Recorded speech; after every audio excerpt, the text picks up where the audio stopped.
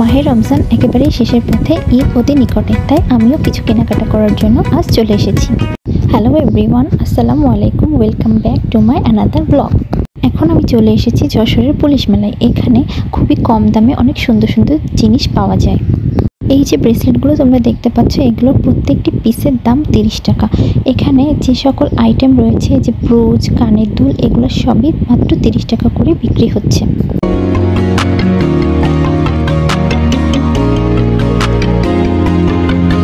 এই মেলায় রয়েছে জামার দোকান, জুতার দোকান, খাবার স্টল, খেলনার দোকান। এই দাদু কাঠ দিয়ে বিভিন্ন ধরনের ঘরের শৌখিন জিনিস তৈরি করছে। বাচ্চাদের জন্য এখানে নাগরদোলা, ঘোড়ার ব্যবস্থা রয়েছে। আরও এখানে আছে ভূতের বাড়ি, সেটা এখন না, সন্ধ্যার দিকে ওপেন করা হয়। মাত্র 30 টাকা করে দিলেই ভূতের বাড়িতে এন্ট্রি নেওয়া যায়। এরপরে আমি চলে এসেছি স্যামসাংয়ের কাস্টমার কেয়ারে। এখানে আমি যে কাজটি করতে এসেছিলাম সেটা আসলে এখন করা সম্ভব নয়, তারা আমাকে ঈদের পরে আসতে বলেছে। তাই একটু এসির বাতাস খেয়ে বাইরে চলে আসলাম। যশোরে এদিন যে পরিমাণে তাপ পড়েছে, তোমরা জানো কোন কোন জেলায় কেমন গরম পড়েছে। এই সুন্দর কাঁটাটি আমি নিয়েছি মেলা থেকে। এটি দেখতে খুবই সুন্দর। এই কিউট কানের দুলটি আমি মেলা থেকে নিয়েছি।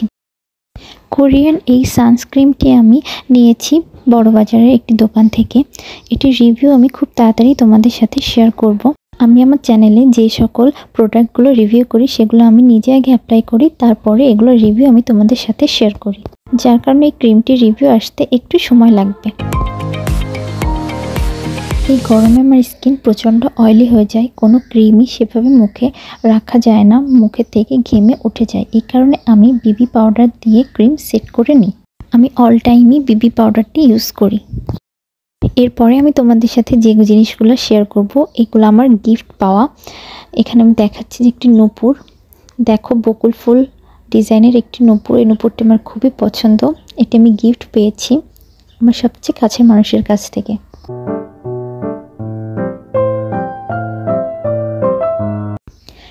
আরেকটি জিনিস দেখাবো, এটি হচ্ছে একটি নাকের ফুল।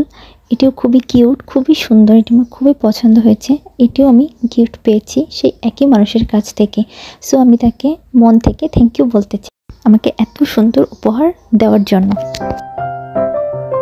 এরপর আমি মেলা থেকে একটি ব্যাকপ্যাক নিয়ে নিয়েছিলাম। এই ব্যাকপ্যাকটি অনেক কিউট, আমার এটি অনেক পছন্দ হয়েছে।